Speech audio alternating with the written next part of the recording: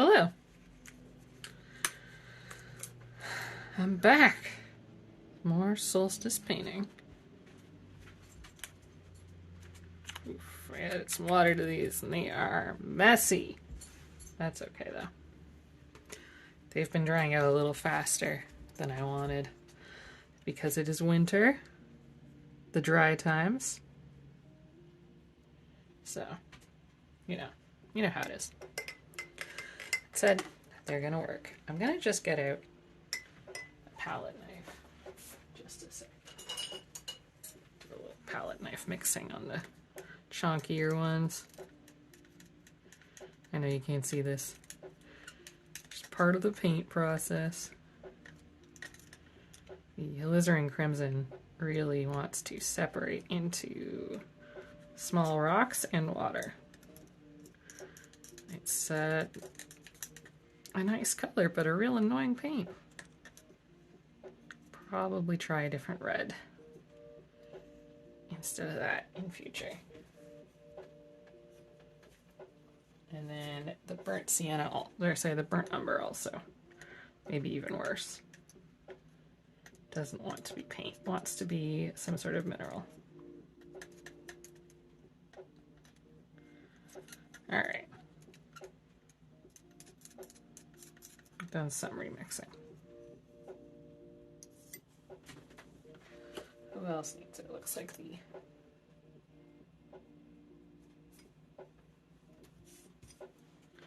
Ultramarine.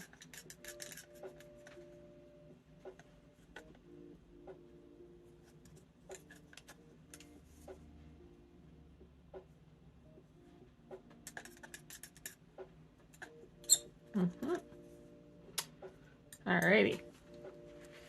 Okay, I think those paints look functional. Thanks for your patience. Okay, so it's virtual plein air time again. Plein air o'clock. And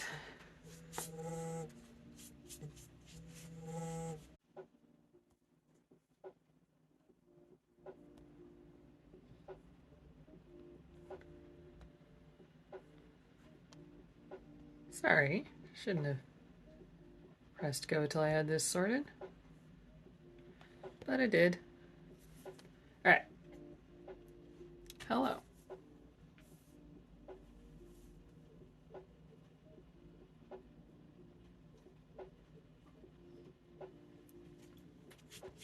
Hello and hi. So I'm just wetting my paper. You can see the pages sort of swelling up. A fairly wet page.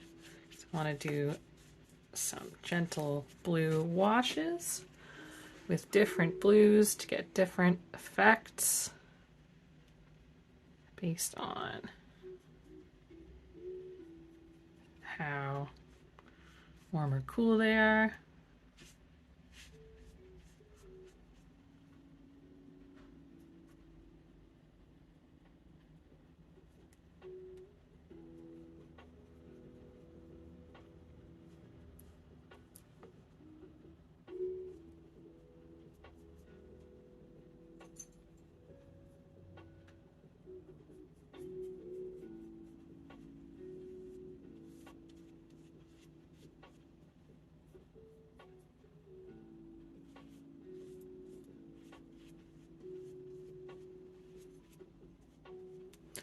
See, I'm looking for something a little bit soft.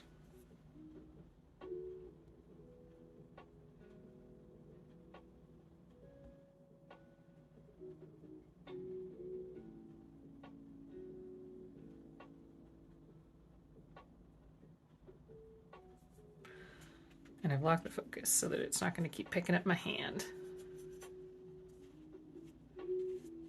Which I gotta say is a really nice feature.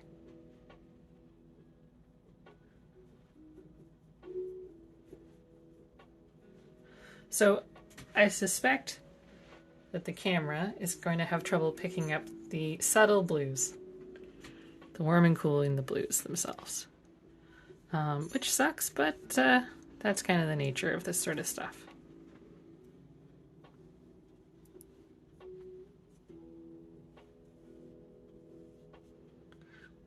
I'm washing these on.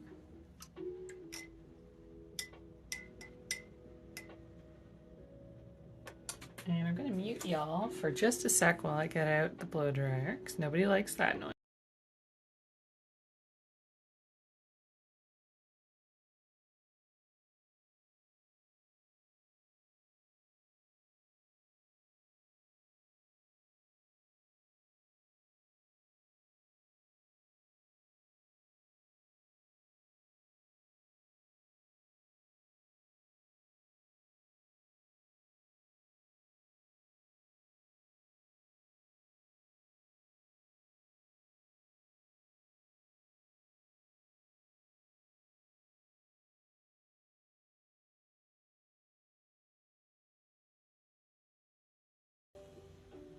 Alrighty. I don't know if that looks that much different to you, but it's dry now, which means I can safely paint on top of it. I've picked a winter scene because it's the solstice. It's snowy here.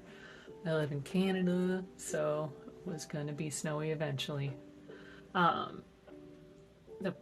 We got the pine and spruce trees looking all seasonal. Bunch of little birds and squirrels kicking around. It's been very seasonal all of a sudden. So I thought we'll do a winter scene.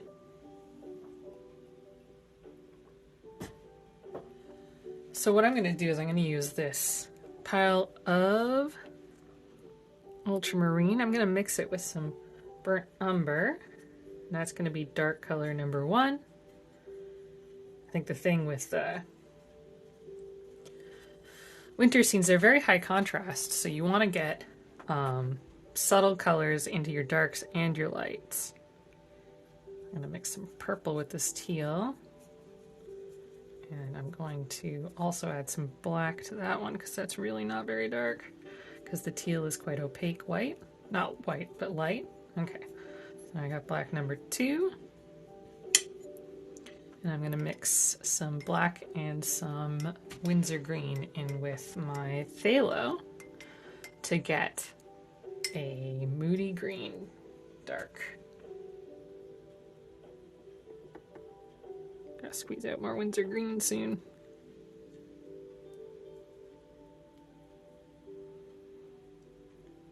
I love a Windsor green, phthalo green, Viridian green.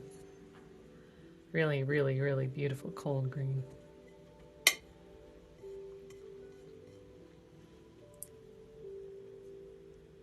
And then, yeah, a little bit of black paint in that one.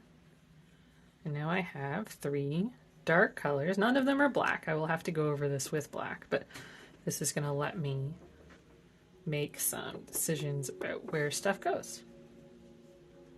So, and I can kind of pick them up and mix them on the brush as I go.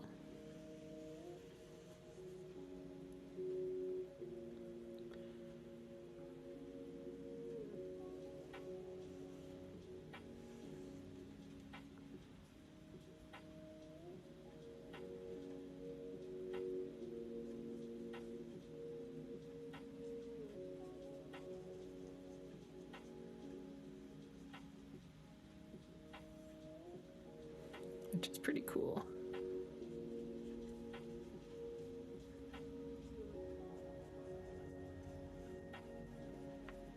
So I'm just kind of blocking in. I know it probably looks very abstract right now, but it will be trees.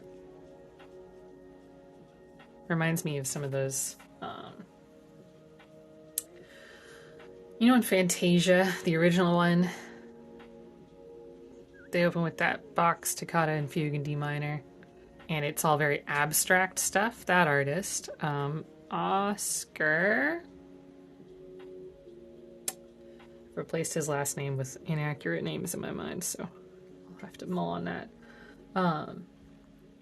He was a wonderful German artist. Ooh, I just dropped a bunch of blue in my black. Blue, black. Let's see if we can get that out.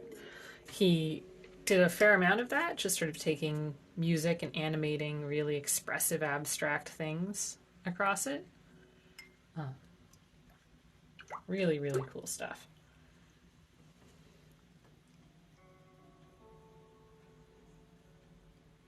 That's how much blue I dropped in my black. Okay,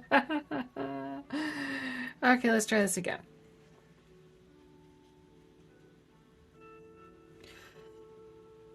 So I feel like he would paint something like this and they would sort of march around. And that would make me think of the phrase marching trees, which is a thing you can say to describe trees.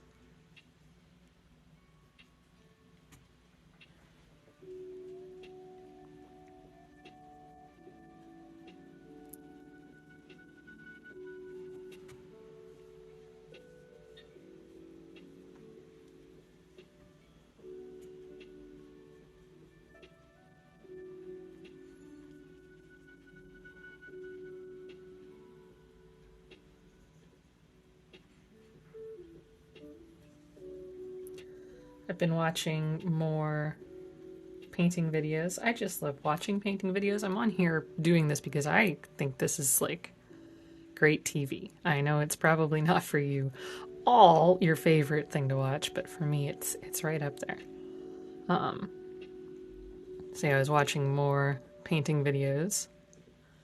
I think I was watching The Mind of Watercolor, and he was talking about the importance of sort of mark making vocabulary in landscape painting, which I found really helpful to think about. I think when I am painting landscapes, I know in my heart that I need to make interesting lines, but not lines, marks. But sometimes it's easy just to kind of get caught up in like thinking about the contents of the picture, right? Kind of thinking about it like a catalog of painting a scene. It's like this scene has snow, and it has trees, and it has sunlight, and it has shadows. And that's not, you're not going to get the best painting out of that, though you might get something very accurate in terms of content. Whereas like mark making lets you say things with your paintbrush without having to necessarily define them all. And I think that's pretty valuable. I hope you can sort of see the landscape here. I see that the blue is just like neon in the camera. I promise it's not quite that neon in person. You'll see when I finish these and I scan them and stuff. So.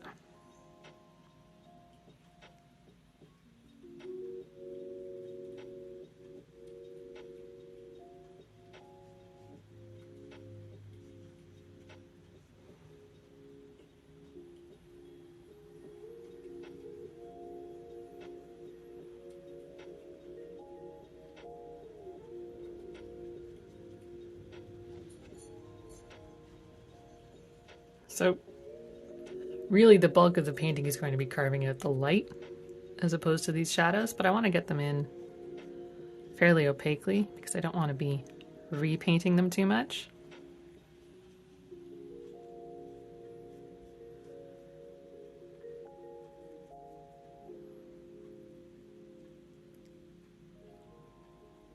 I'm going to probably be painting over things quite a bit as well. Paint and then repaint. And then repaint. As you do.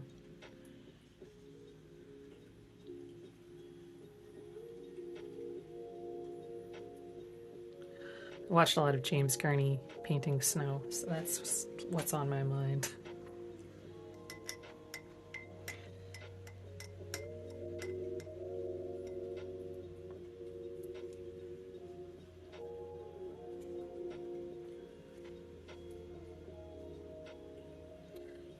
Now, I don't think this is going to be the right brush for everything else I'm going to do. I laid in a bunch of big shapes quickly, and I appreciate it, but I think we're going to need some pointed brushes for this one. So I get some more calligraphic effects. Brushes are just falling all over the place. Alright, so let's get out our Royal and Langnickel. I also have another pointed pearl. Where did you go? Yeah, I got a nice Noble brand. Fairly small.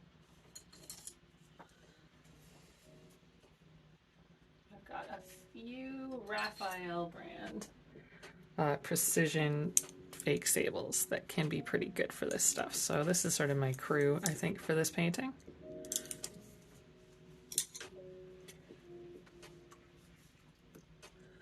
Might also be time to squeeze some more white paint into my palette, but in the interim.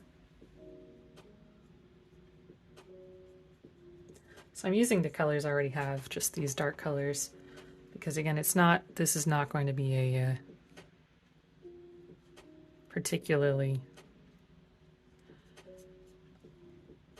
rainbow painting. Like, it's definitely a limited palette for sure. For sure.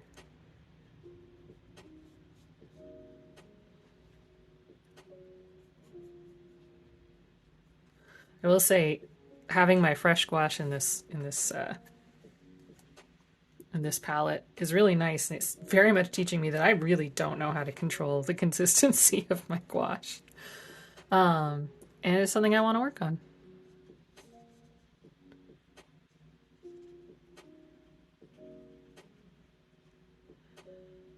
I also really haven't painted a lot of winter scenes.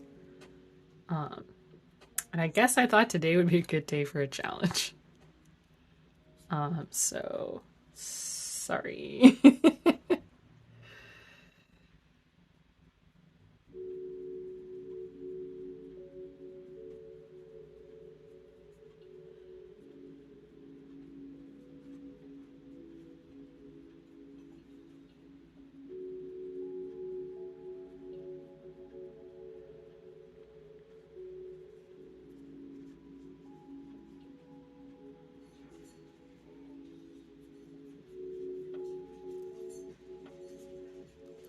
It is definitely going to teach me to control my values, this painting, though. They're punishing. I went with more of a fisheye lens view. When you're on Google Street View, you know, you can kind of zoom in and out. When you're zoomed out, you're getting a lot of the fisheye of the sort of GoPro-y camera that they're using. And then when you zoom in, it's getting to be a narrower lens, and the perspective's going to be more accurate. So that's something to keep in mind if this is a tool you use for reference, as well as for painting exercises. It's you can get some really wacky perspective with it if you don't fully understand how it works. So keep that in mind.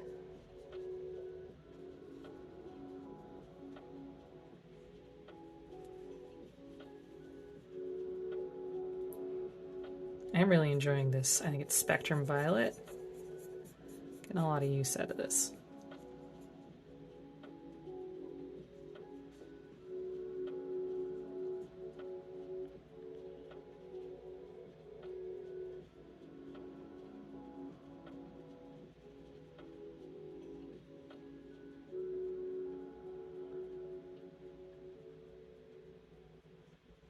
There's some lovely moments in this forest that I definitely could have zoomed in on more. Like even just this bit where the river and there's a fallen tree up against the sun here. So, you know, I'm doing one pass on this. It doesn't mean it's going to be the last time I paint this reference. I've saved it to my computer. And it doesn't mean that this is the last time I'll paint this sort of subject. You know, so trying to remember, like, this is try number one. And I think a challenge like this is I'm doing this every day for a week as a kind of a low stakes challenge for myself to get me painting again. I think that's such a good way to make yourself test out, especially subject matter and materials that maybe you hadn't really considered before.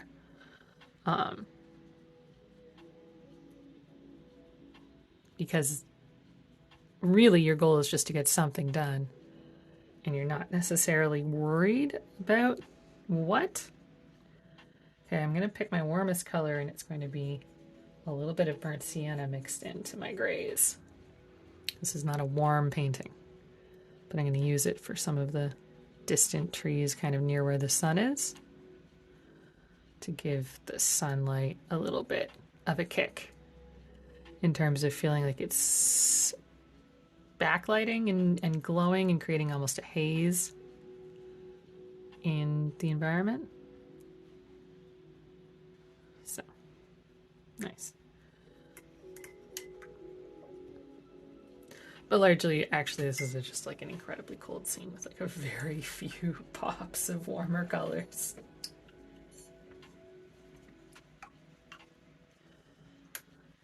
The last big painting I did, I got very, very serious about using a limited palette that didn't have any yellow or orange in it.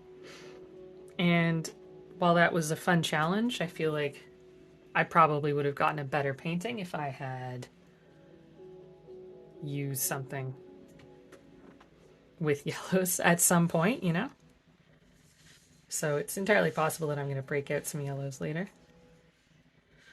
Just to touch up a couple of spots, you know? But I think the burnt sienna should cover most of my needs. Here's some very warm green, just to kind of splash in, again, like around where the sunlight is. I haven't put the sun in yet. I probably should put that in soon. To give a sense, again, of like things that are lit in the distance by the sun and of the sun sort of pushing through the tree line.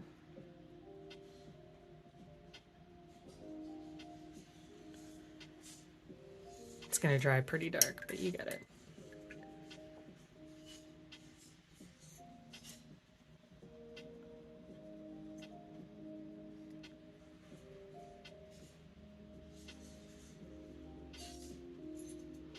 I'm going to mix in a very small amount of warm color, and I'm going to put that sun in.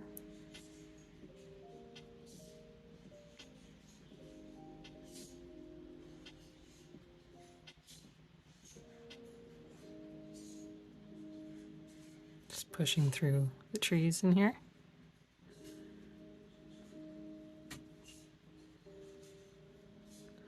And that is going to be our lightest value. Let's see if I've got it light enough when it dries. I'll probably lay more dark over top.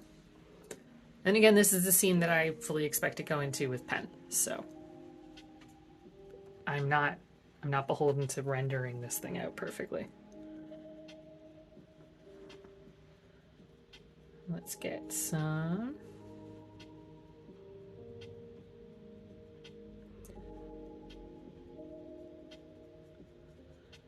Ultramarine Sky going.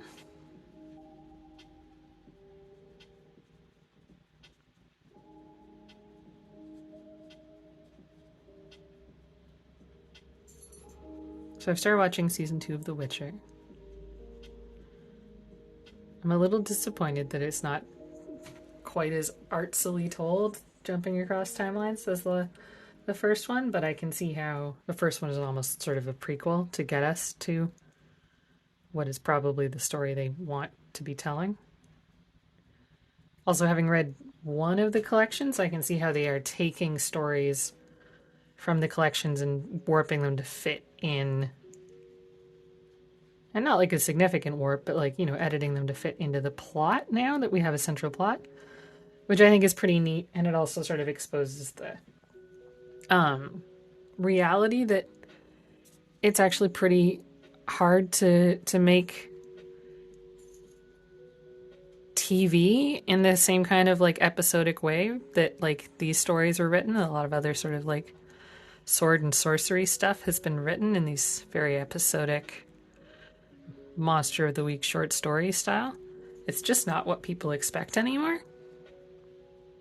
Not from TV. Even like cartoons like Bob's Burgers have continuity and stakes sometimes get raised. Bob's Burgers, thank God, doesn't do it that much, but it's a thing. Well, I'm definitely painting a scene now. I think it's turned into a landscape, and that's really good. Because that was the goal. That was goal number 1. So happy to see that coming to life on the page.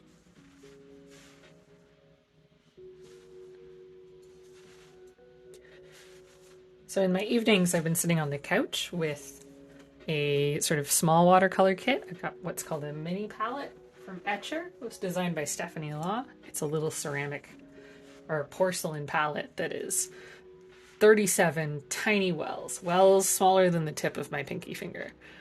And it's like such a wonderful thing to put watercolor into and use almost as like a color sampler. I love it. That said, some of it is watercolor that I don't have anymore. I'm out and I can't refill those, and I am a little worried about that.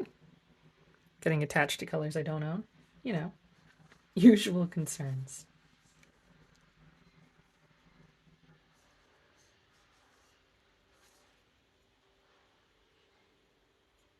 So I'm just mixing a cooler color from the sunlight being like very bright, but I need something on the horizon that kind of feels like the sun is near the horizon, creating a horizon glow. So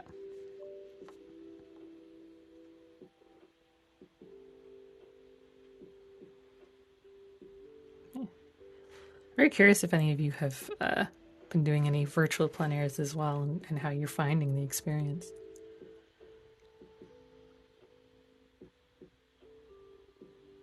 Yeah, I feel like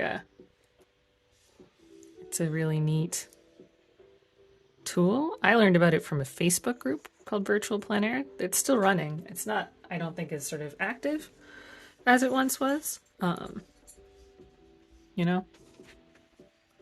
But it's still out there. People are still doing them.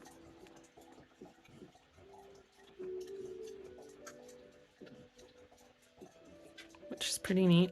And I've been doing them on and off probably since 2016, 15 maybe earlier even. They're a really great sort of practice, especially if you're doing them digitally, for if you want to have like a concept art career and you want to be able to sort of produce a lot of different environmental designs. A virtual plein air practice is really helpful for getting to sort of force yourself to understand environments that you couldn't otherwise go visit.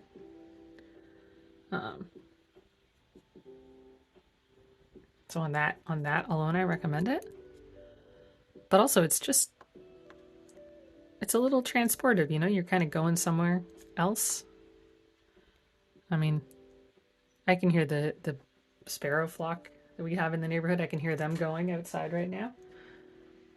I got the chill lo-fi hip hop. And it's just nice, you know? Painting this honestly really beautiful snow scene. This is like, I mean, I look at this sort of snowy landscape with a river running through it. It's so appealing. It feels so magical. The sun's so low in the sky.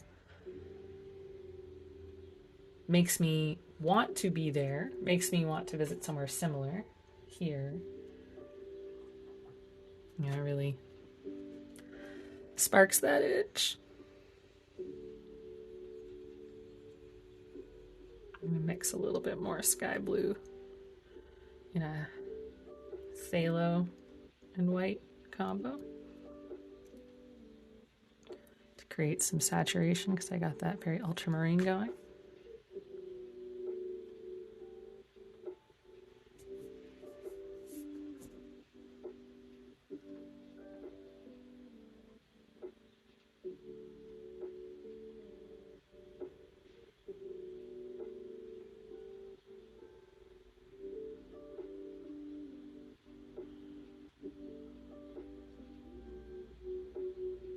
Check it in.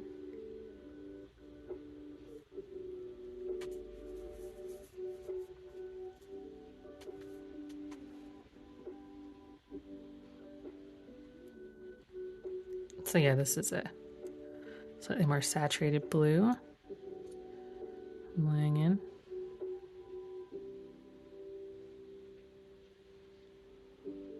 try and imply that some of these trees in the distance are very, very bright in the sunlight, and that the light coming through them is being sort of fragmented around them. You're getting that sort of backlit glow. It's a good glow.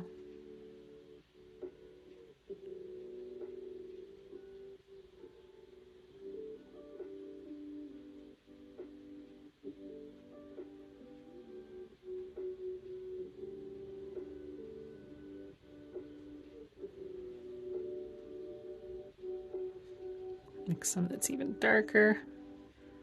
Really little sky windows, skylights in the trees.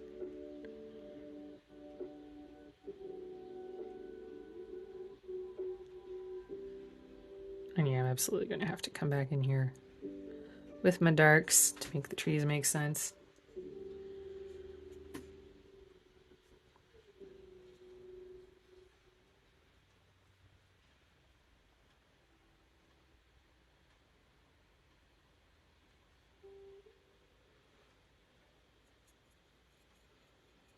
And then my palette just sort of fills in with enough paint that I can start to just kind of lay stuff down.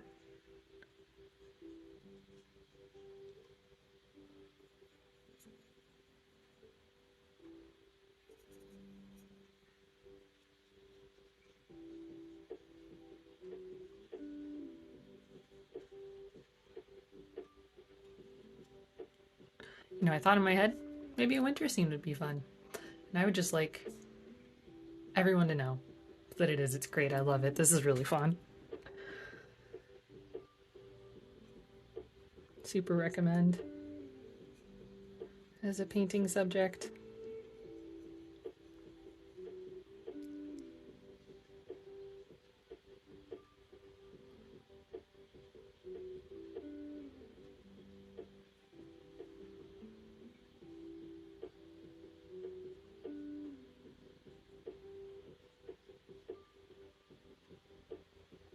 And I mentioned this is actually a very fish-eyed photo. So there's a sense of the trees pointing in like this. I've kept some of it. I do think it's kind of dramatic. It's not quite as pushed as the reference.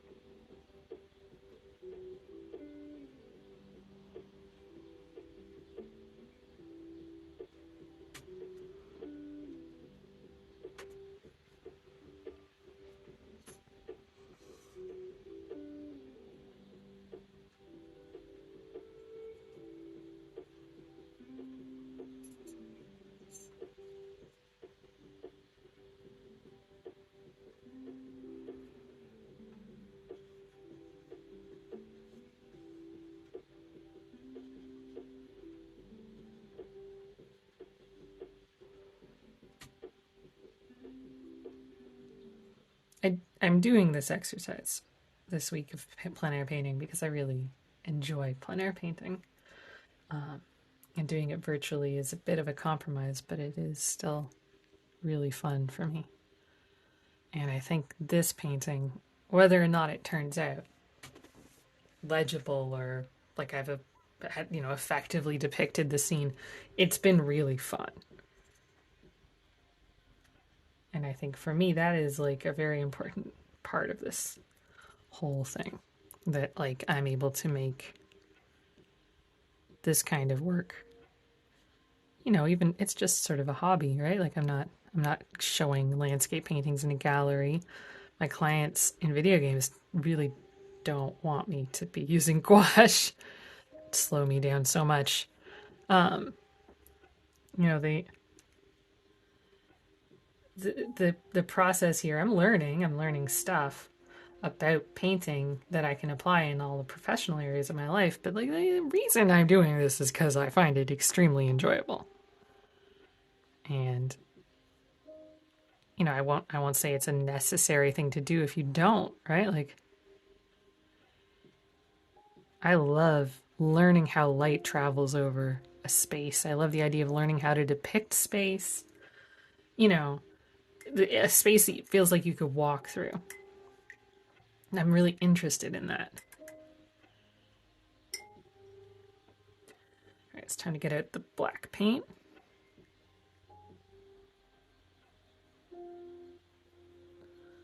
Mixing it with some of that Windsor green to start. Gonna lay in the bank shadows on the river. They are pretty dark.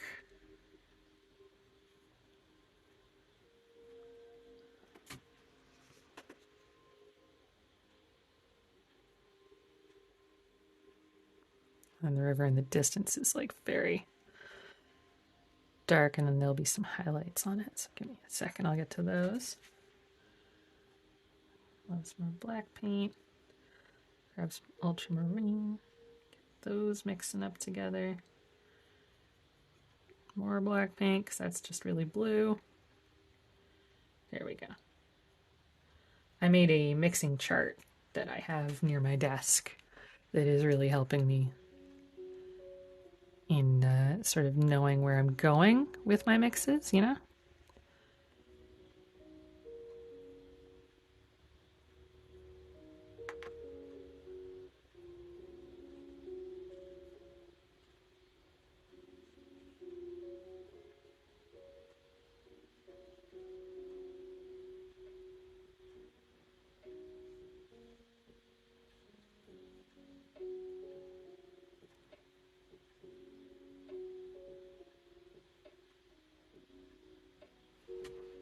Oh, I think the river needs to dry. And by river, I mean creek. That is a very small moving body of water. Just being dramatic. I'm going to switch to a smaller brush.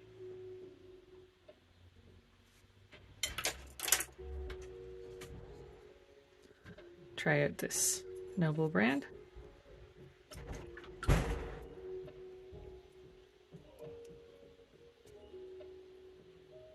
Also, if you hear some banging, that's the stuck side door of the place I live. There is no quiet way to use it, unfortunately for me, because my studio is right beside it. But it is really stiff, and them's the breaks. All right, so I'm just laying in some darks that will hopefully feel a little bit more green.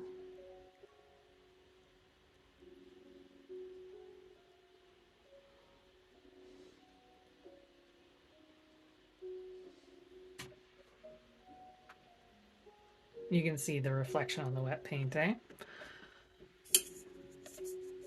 Try that. A little bit less reflecty. Got this very dark blue. There's a pretty big value difference between the black paint I'm putting down and the paint I already had there, which means that I can start to put in some texture, which is nice. And by texture, I just sort of mean like color variety.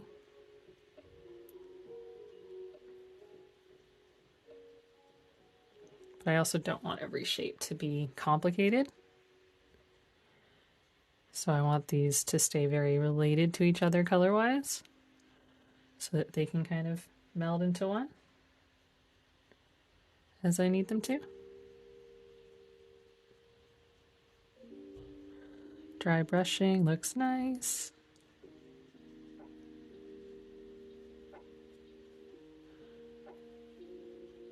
There's not like a ton of really, really dark spots in the tree line.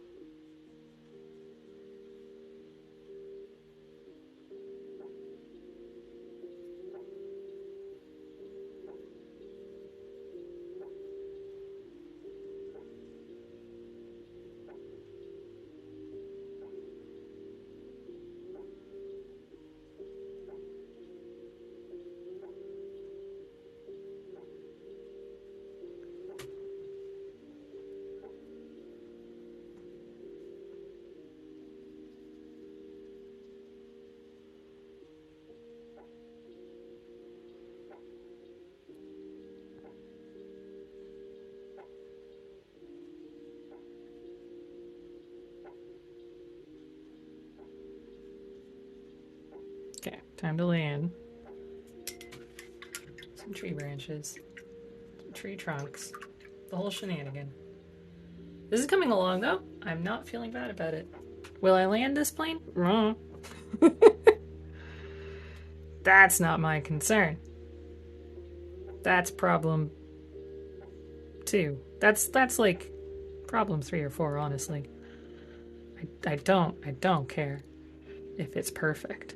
I want it to be fun. I want it to be interesting.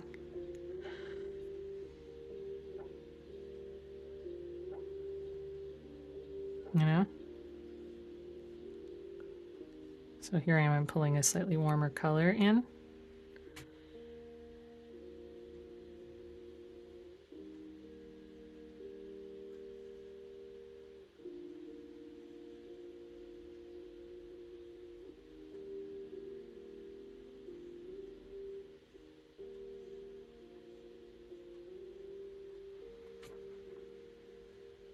I mixed my burnt umber and my black here for this one. And it's creating some warm and cool contrast in the darks in there. Do you think it's helping? I'm going to pick up some of those colder colors. Do some of these.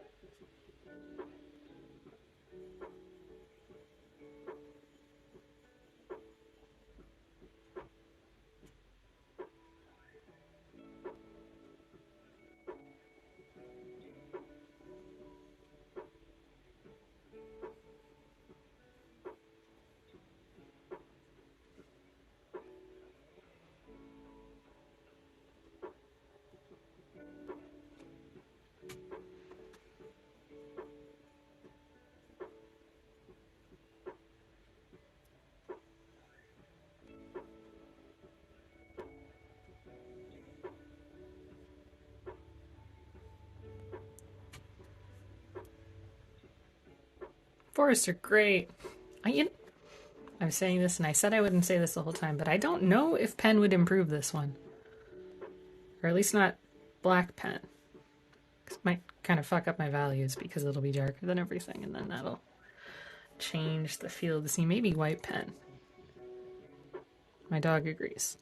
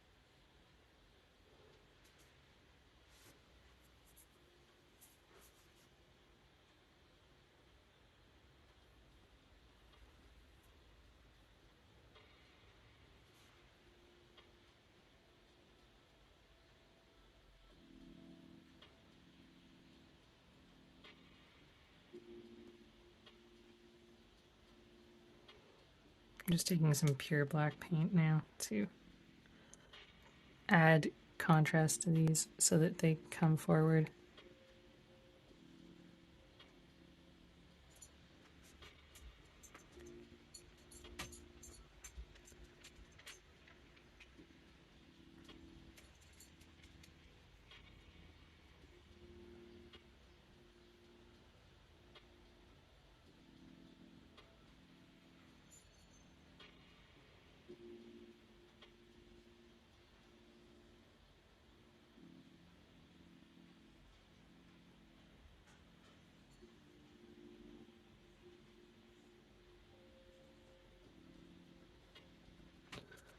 Okay, let's get some reflections on the river. And some scumbling of snow on branches, dirt through snow, branches on sky. And I'll do that scumbling with something a little bit rougher.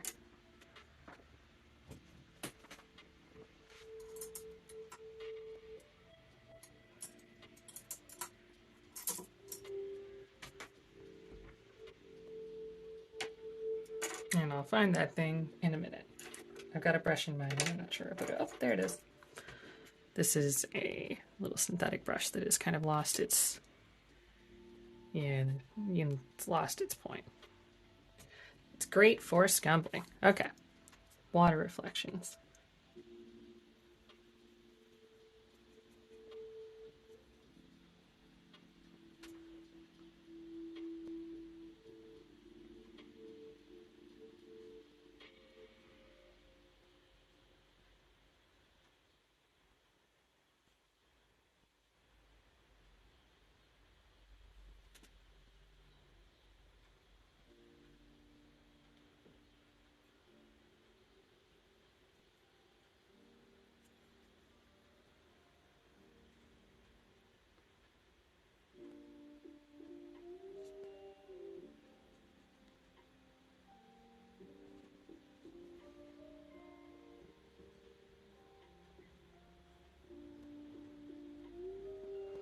I'm keeping them fairly dark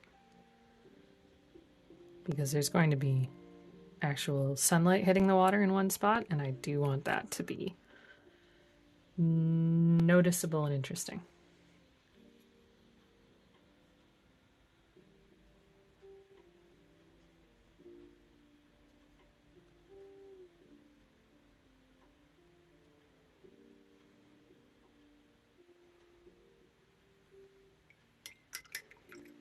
And this corner is feeling a little confusing. So I want to just try and do something to calm that zone down.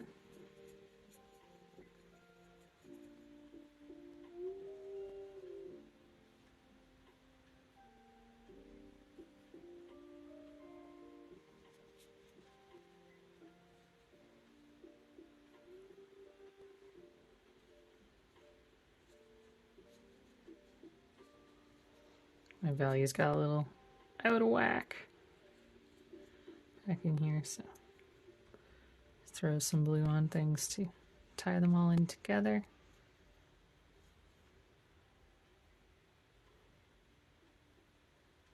I do think that really helped. All right, let's make some sunlight. So first I need sunlight on the water, which is, I'm going to go with the color I used in the sky over here. Something that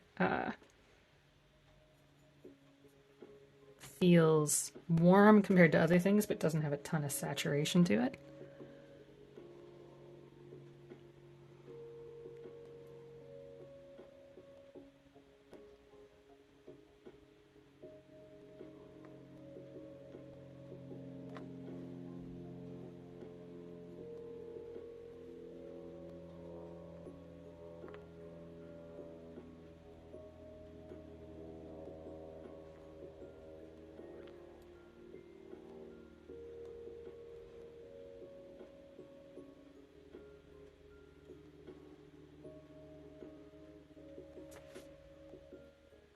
I mean, that does the trick for me. I'm happy with that.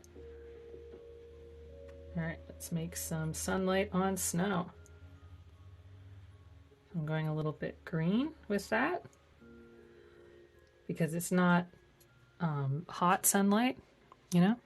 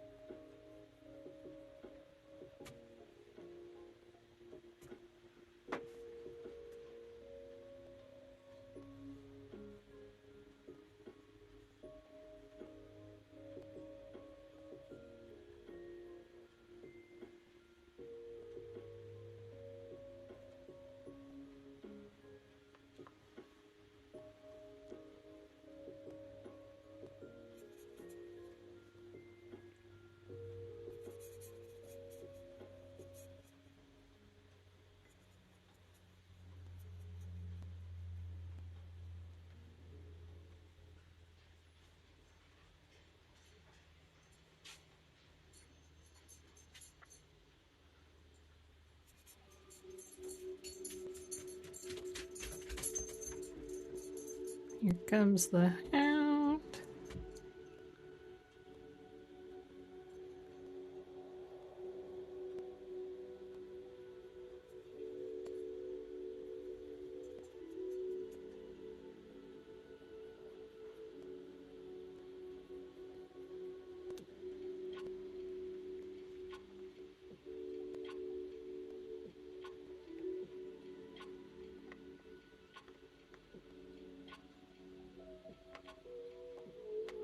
I'm laying in a darker snow color back in here.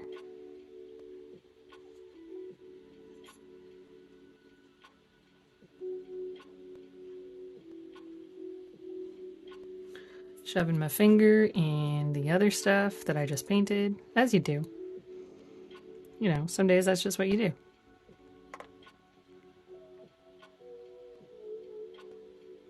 And I'm bringing that darker snow color in this zone.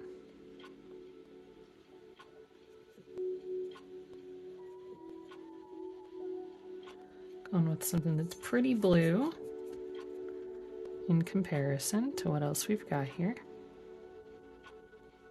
Add some little highlights. Reflective sky bits.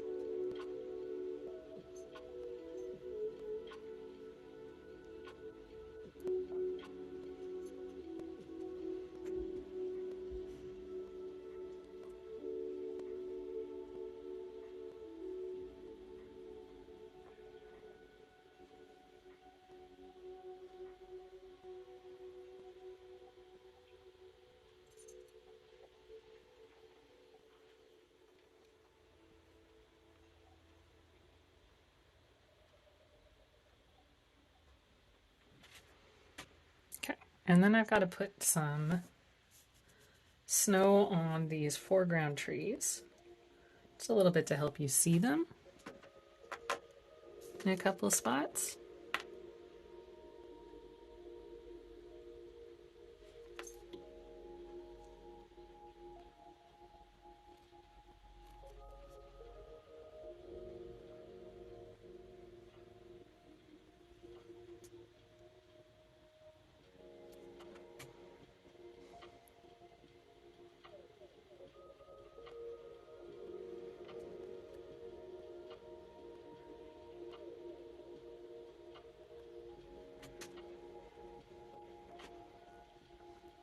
And these ones get some warm colors because the sun is hitting them.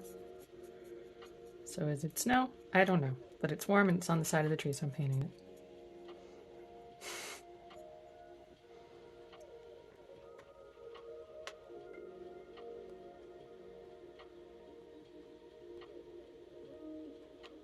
One of my hopes with this exercise is that I'm going to learn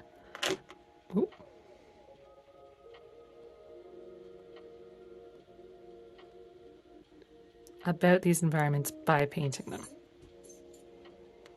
And I would say that that is happening. This isn't nearly warm enough, and it's kind of too light, so let's go over it. Hold it together, painting.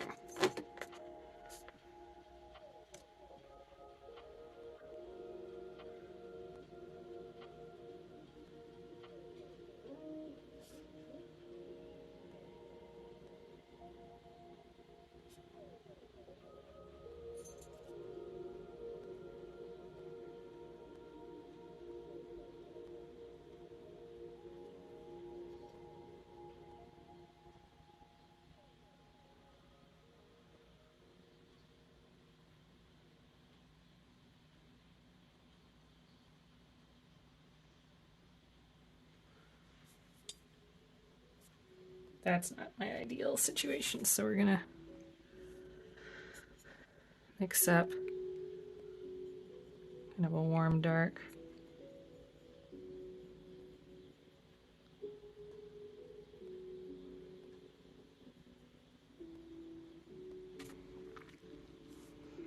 And third time's the charm.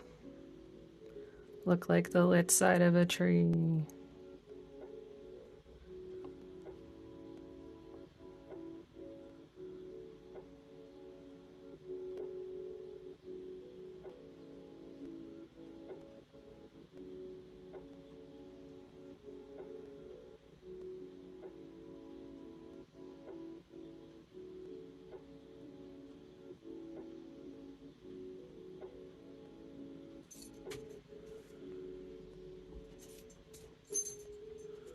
I did darken it. I'm going to go over it with the dark part of the tree again. In the photo, it's a birch tree. It could actually be a pretty nice focal tree if I want to fight with it some more. Maybe I do. Maybe I do want to fight with it some more. Alrighty, watch out, birch tree.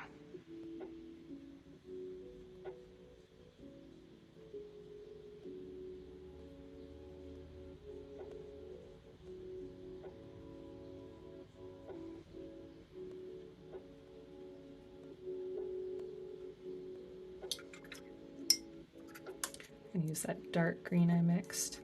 It's like quite saturated. I guess I should let that dry for just a second.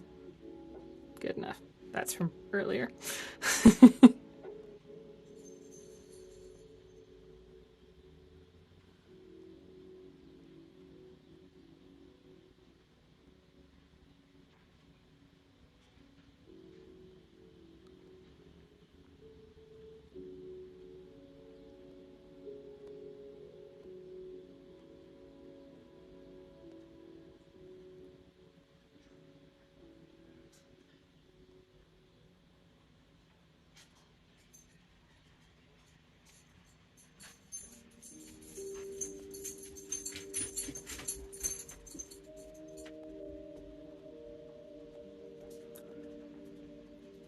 You know, I kind of thought that would be really hellish, but it wasn't too bad.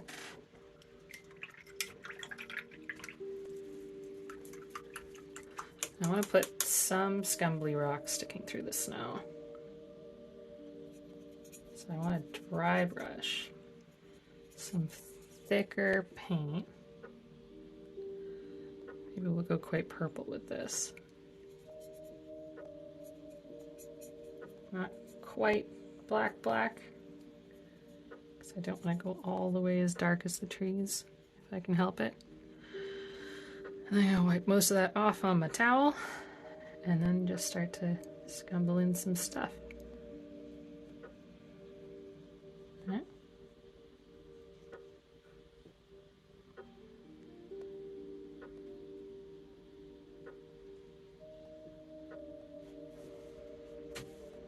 Riverbank stuff.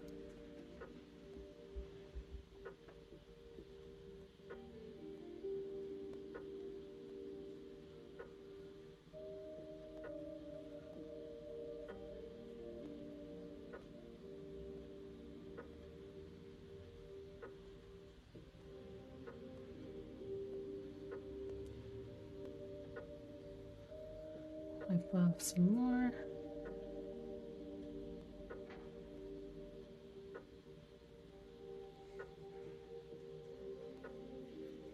Okay, I better move down to the smaller brush for this one. I can really kind of like smush, smush, smush. Might use this because it is very split. It's a pretty old paintbrush. You might be able to tell from the tape. And it just doesn't form up into a nice flat anymore. Which might be perfect for what I'm doing.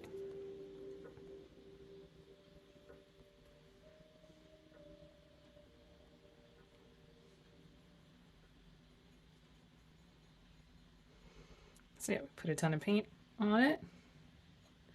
Now we brush most of that paint off. Go back in.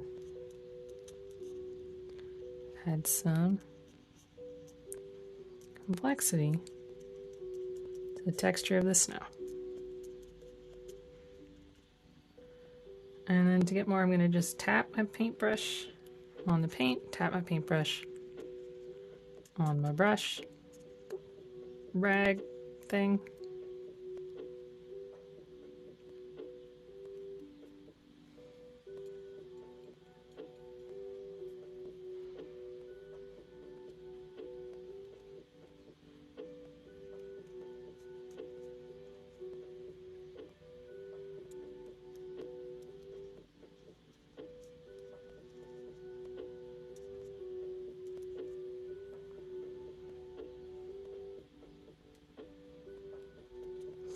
I just want to add that complexity to the river bank, and I'll add some twigs and such on this side.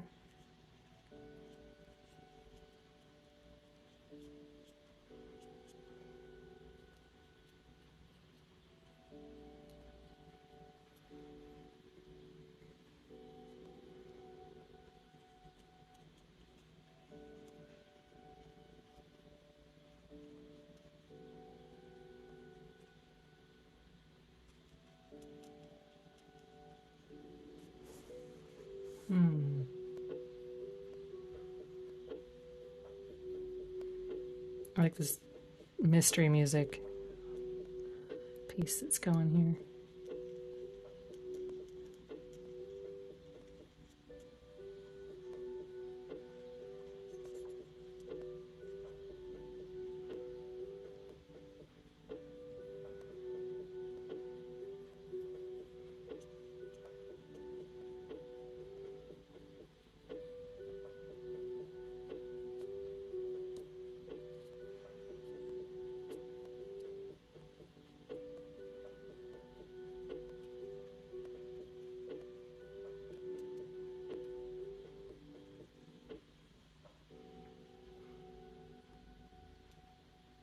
I think this might be done.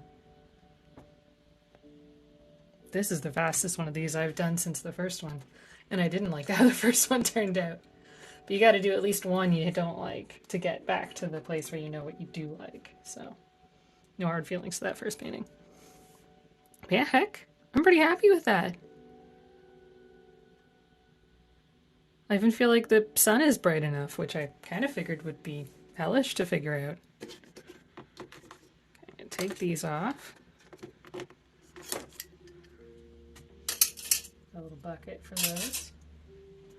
I guess it's time to take the paint tape back off. You guys like a tape pull? I feel like they're fun to watch and they're very stressful to do.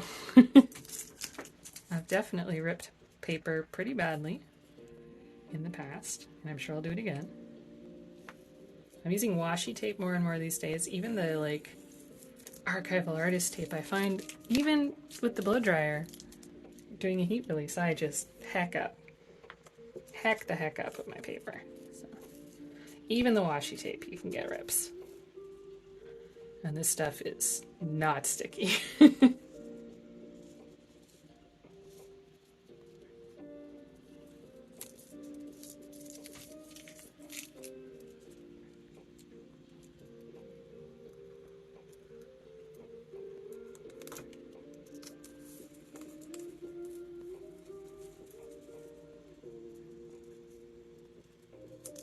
Yo, I think that's pretty good. I'm pretty happy with that. I really wasn't sure how this would go. I haven't done a winter scene in years, really. Not since I painted Wolf Spell, which was 2 years ago. And I think I did a good job of that, but it took me a very long time. Whereas this came together in an hour. Shit. Well, I'm proud of myself. May the rest of you go through your days feeling as much of a badass as I feel right now. Because I really wasn't sure how that would go. And I like it a lot. All right. Well, hey, thank you for joining me as I gloat, I guess. You gotta celebrate your wins. And yeah, I'll see y'all on the internet. Have a great Tuesday. It's Tuesday today, I think. Thank you. Bye.